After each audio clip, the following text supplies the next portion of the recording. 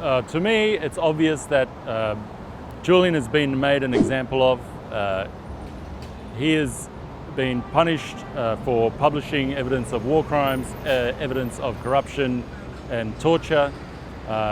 It's sending a message to journalists everywhere that if you report on these things, if you expose the truth about what governments do in our name, you have no rights.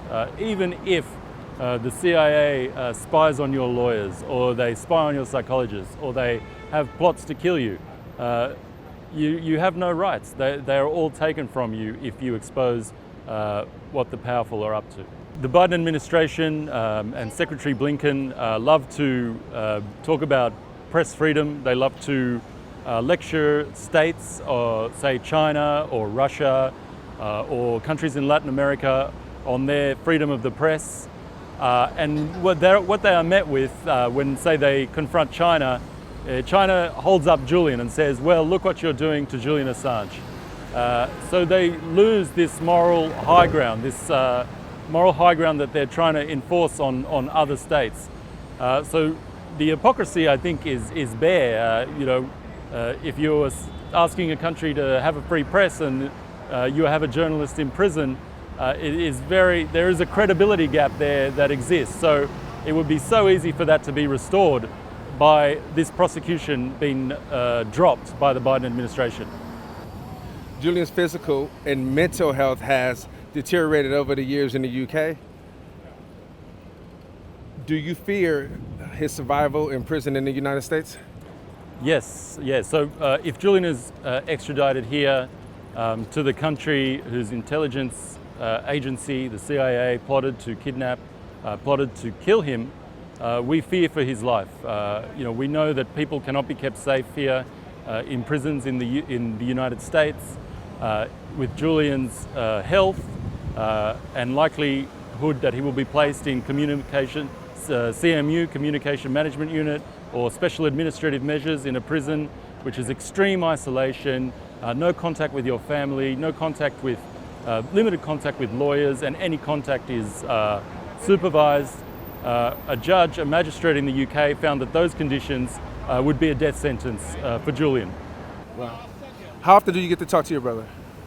I talk to him every now and again. I last saw him on the 23rd of March during his wedding, which was a bittersweet day. He got married to Stella, his longtime partner and mother of his children, also incredible human rights advocate herself. They got married in Belmarsh prison, and that was a sort of happy time when I saw him. It's one of those things, love conquers all. It's a cheesy phrase, but through all this, all these sort of, the torturous conditions that Julian is living with, the disinformation that he has to deal with every day, still he can have a family and he can get married, which is something nice. That's great. Speaking to, you said it last time, how do you feel, what is this energy and this disposition? Because I've been in jail before, and I know how it feels to have someone else tell your story and not be able to correct it. And you just kind of have to sit and listen to everything that's being made up by the media. Is he frustrated by that? Is that even a concern for him? What is his disposition toward not being able to reach out and people see his face? Well, this is a tactic that has been played out on Julian. He has been dehumanized. He has not been able to make statements publicly for the last 3 years. We haven't heard his voice for that long. He hasn't been able to attend any of his court proceedings. He's applied and they've been rejected. So he has been dehumanized in order for this prosecution to go ahead, so that we don't, you don't think about that there is a human behind this, a human who is suffering, a family that is suffering, and that is a deliberate tactic. That also, the demonization of Julian is a deliberate tactic to make this prosecution, which is a threat to the First Amendment, to press freedom. It's a tactic to make people think that that's okay. Think that it's not about us. It's about Julian Assange, but it's really about everyone's right to know. Yeah.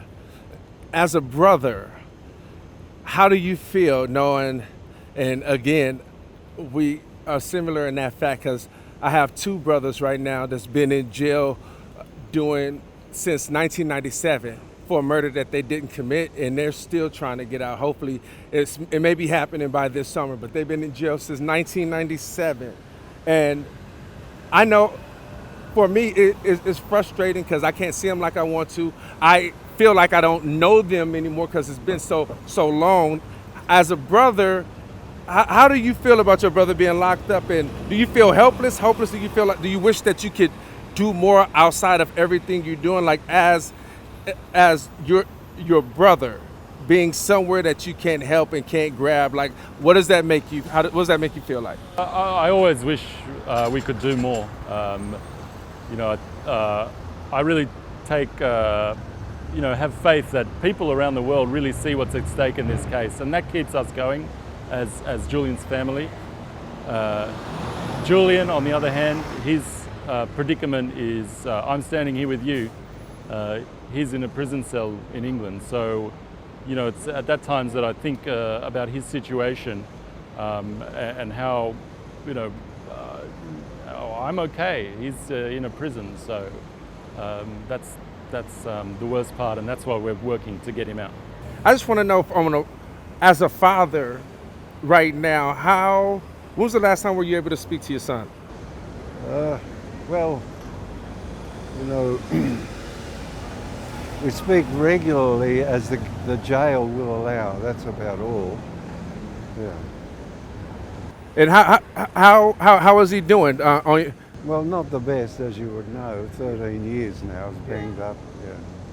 Well, I just take each day as it comes and work the best I can on the day. So generally, I don't reflect upon things in that way.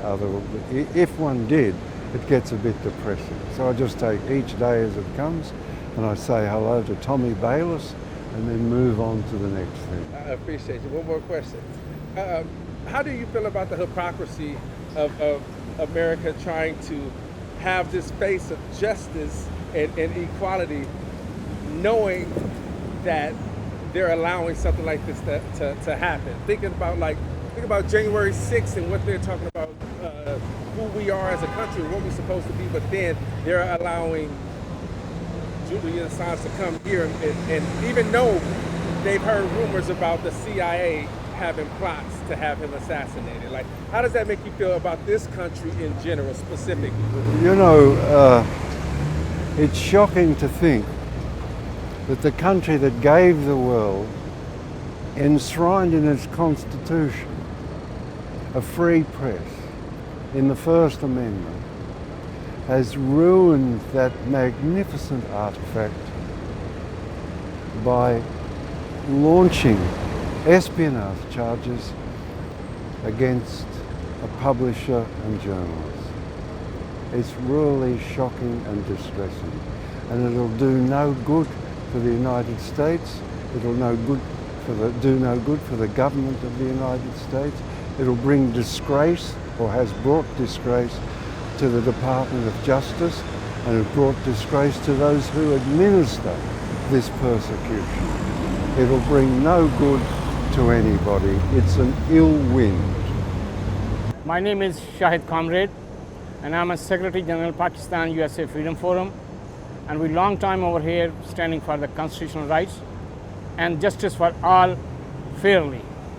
Not the double standard at this moment, but we are doing in the whole world. We are at this moment symbol of the most violation done by any country in the United Nations Charter. We are. You talk about the freedom of speech, you talk about the freedom of information, you talk about the assembly. We impose basically regime change, just like in Pakistan on last month. They changed the Imran Khan by the vote of no confidence. But we all know that 12 o'clock Supreme Court in session, then the Army Generals, which is the long allies of the CIA, coup, 4 coups in Pakistan. So at this moment, with all people of conscience thankful to the Julian Assange and his family, Mr. Shepard, they came over here, we just spoke with them.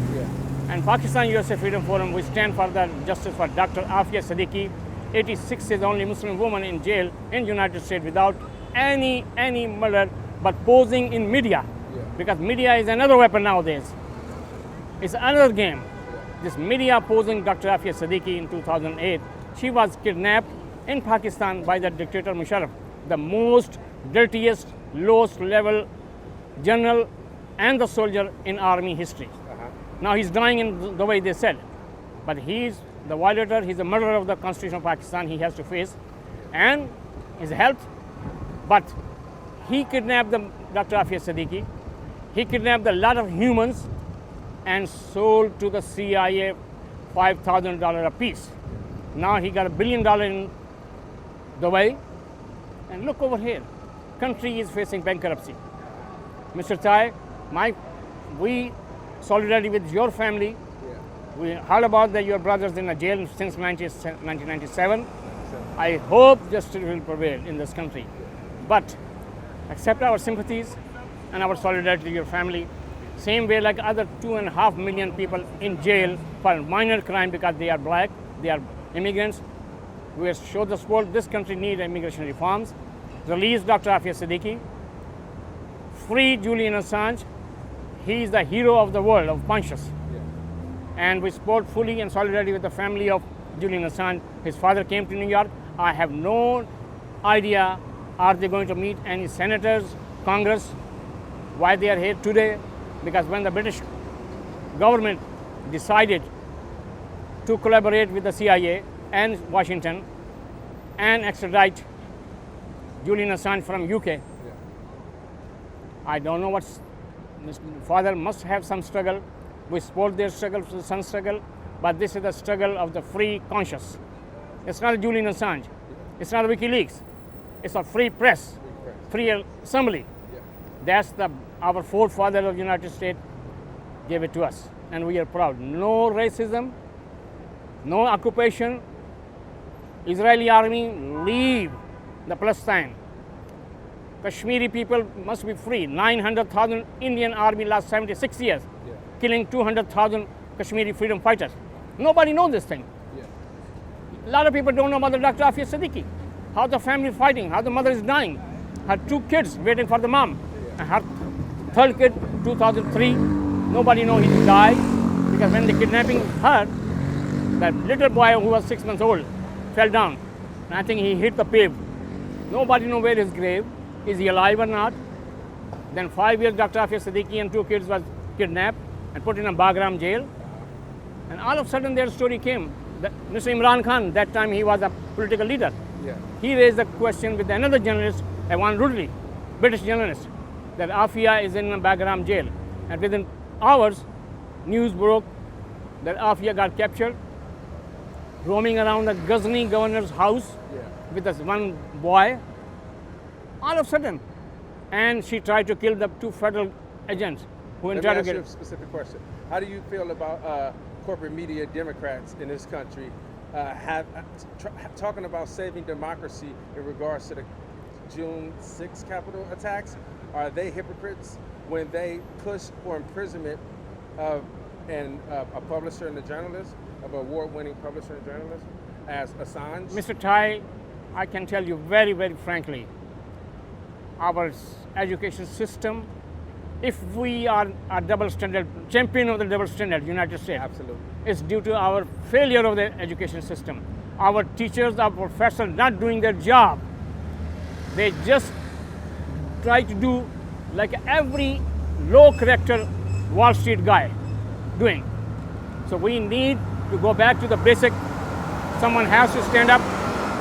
That is not all right. There's some problem. America, we have some problem. We are the champion of the double standard. We are the only country, number 1, to violate the United Nations Charter. And we buy and sell. That's what we believe. Just like the English people, UK, old colonials. Now we are the only colonial because backing of the all European, Belgium, Holland, France. So we have to stand up, and you know what happened? I remember the words from President of the United States, Mr. Bush, George W. Bush, not the senior one, 2001 guy, who came in the rigging in the elections. You know what he charged to the Taliban and Al-Qaeda? They want to change our system, or system of life, daily life. What Mr. Trump did? He tried to stop the counting. That was the jewel of the United States society.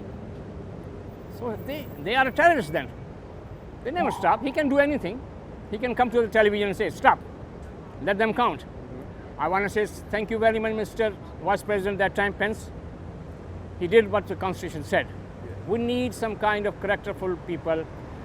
There are a lot of hidden people who are the heroes. Please come out, guys. This is your time. Raise the voice against fascism, racism, gun lobby, Jewish lobby. Jews are the same humans, but not when you are occupied. Hindus, extremist Hindus, atomic Hindu nation, BJP, and Mr. Modi, these are humans. But you are not the same human when you become occupied of the Kashmir and you kill the millions in Kashmir last 76 years. Against the violation, against all violation of the past United Nations resolution like Israel, 1967 resolution, 1948, 1950s, resolution about the Kashmir Valley, and Somalia, which is we control at this moment, last 1990, there is no civil government. What's the United Nations doing over here to block down? What this kind of general secretaries came, they got a $200 million, $100 million in the salary. What are they doing? And this country, professors, journalists, I'm so sorry, there's nothing to tell at this moment physically to my kid, to any kid, that we are proud of our journalism. Yes, we have a few, we need more. We need people, young people like you. This Pakistan USA Freedom Forum, we always ask the young people, go to the attorney, become a journalist, because this country needs to depend on the future of these honest, opinion share people who are not going for the happy life, bungalow, villas, yacht, a big sports car. No.